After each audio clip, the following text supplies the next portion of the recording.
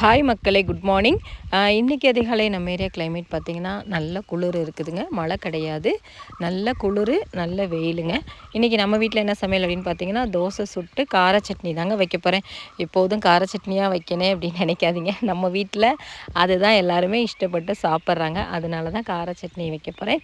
Night video போட முடியல, ஏன்னா இப்போ 2-3 நாளாகவே அத்தை வந்து குயிக்காகவே சமைச்சு வச்சிடுறாங்க. நேற்றுக்கெல்லாம் நான் வீட்டுக்கு வரவே 6:30-7 மணி ஆயிடுச்சா, அதனால அவங்க சமையல் பண்ணி வச்சுட்டாங்க. ஸோ அதனால தான் நைட்டு வீடியோ வந்து போட முடியலை. இப்போ எண்ணெயை ஊற்றிட்டு ஆல்ரெடி கார சட்னி நிறைய வீடியோஸில் வந்து போட்டிருக்கோம்.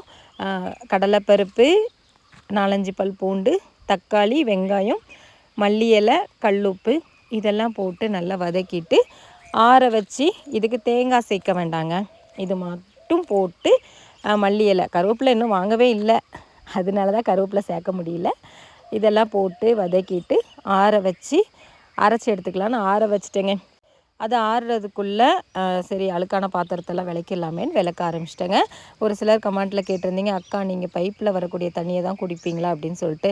ஆமாங்க, இங்கே குடிக்கிறதுக்கு எல்லாத்துக்குமே நாங்கள் அந்த பைப்லேருந்து வரக்கூடிய தண்ணியை தான் புழங்குவோம்.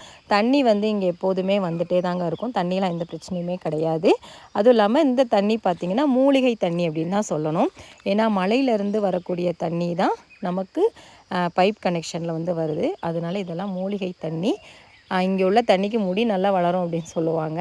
அதனால தான் எங்கள் அத்தைக்கெல்லாம் பார்த்திங்கன்னா முடி வந்து ரொம்ப லாங்காக இருக்கும். சட்னி ரெடி ஆயிடுச்சு. மல்லி இலையை போட்டுட்டு லைட்டாக தாளித்து சட்னியில் ஊற்றிட்டு மல்லி இலையும் போட்டு சாப்பிட்டோன்னா டேஸ்ட்டாக இருக்குங்க. இப்போ அப்படியே தோசை சுட ஆரம்பிச்சிட்டேன். இன்றைக்கி சனிக்கிழமை, நாளைக்கு ஞாயிற்றுக்கிழமை கூட்டம் இருக்கும் அப்படிங்கிறதுனால கொஞ்சம் குயிக்காகவே கடைக்கு கிளம்பணும். இப்போது ஒரு 4-5 நாளாகவே பார்த்தீங்கன்னா காரில் உட்காந்து வாய்ஸ் கொடுக்குறதில்ல, வெளியில் வந்து தான் வாய்ஸ் கொடுத்துட்ருக்கேன்.